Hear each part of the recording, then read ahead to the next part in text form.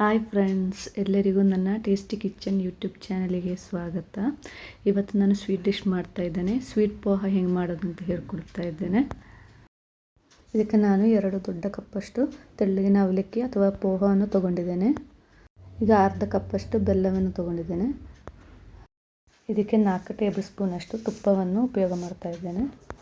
ಹಾಗೆಯೇ 4 ಏಲಕ್ಕಿಯನ್ನು ಜಜ್ಜಿ ಪೌಡ್ರ್ ಮಾಡಿಟ್ಕೊಳ್ಬೇಕು. ಇವಾಗ ಅರ್ಧ ಕಪ್ಪಷ್ಟು ತೆಂಗಿನ ತುರಿ, ಹಸಿ ತೆಂಗಿನ ತುರಿಯನ್ನು ತೊಗೊಂಡಿದ್ದೇನೆ. ಇದಕ್ಕೆ ನಾನು 2 ಟೇಬಲ್ ಸ್ಪೂನಷ್ಟು ಬಿಳಿ ಎಳ್ಳು ಫ್ರೈ ಮಾಡಿ ಇಟ್ಕೊಂಡಿದ್ದೇನೆ. ಇವಾಗ ಬೆಲ್ಲ ಪಾಕಕ್ಕೆ ಇಟ್ಕೊಂಡಿದ್ದೇನೆ ನೋಡಿ.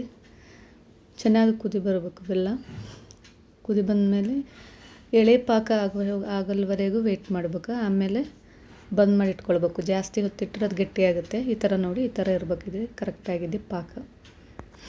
ಇವಾಗ ಒಂದು ಅಗಲದ ಪಾತ್ರೆ ತೊಗೊಳ್ಬೇಕು.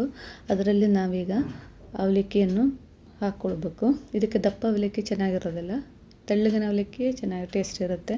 ಇದಕ್ಕೆ ಹಸಿ ತೆಂಗಿನ ತುರಿ ಆಮೇಲೆ ಬೆಲ್ಲ ಪಾಕ ಮಾಡ್ಕೊಂಡಿದ್ದೇವಲ್ಲ, ಅದೆಷ್ಟು ಬೇಕೋ ಅಷ್ಟು ನೋಡಿ ಹಾಕ್ಕೊಳ್ಬೇಕು. ಕೆಲವರು ಸ್ವೀಟ್ ಜಾಸ್ತಿ ಯೂಸ್ ಮಾಡೋರಾದರೆ ಜಾಸ್ತಿನೇ ಹಾಕ್ಕೊಳ್ಬೋದು. ಈಗ 4 ಟೇಬಲ್ ಸ್ಪೂನಷ್ಟು ತುಪ್ಪನ ಹಾಕ್ಕೊಳ್ತಾ ಇದ್ದೇನೆ. ಇದಕ್ಕೆ ನಾನು ಏಲಕ್ಕಿ ಪುಡಿ ಮಾಡಿಟ್ಕೊಂಡಿದ್ದೇನೆ, ಅದನ್ನು ಹಾಕ್ಕೊಳ್ತಾ ಇದ್ದೇನೆ. ಈಗ ಚೆನ್ನಾಗಿ ಮಿಕ್ಸ್ ಮಾಡಬೇಕು. ಕೆಲವರು ಜೇನುತುಪ್ಪನೂ ಯೂಸ್ ಮಾಡ್ತಾರೆ, ನಾನಿಲ್ಲಿ ಜೇನುತುಪ್ಪ ಯೂಸ್ ಮಾಡಲ್ಲ.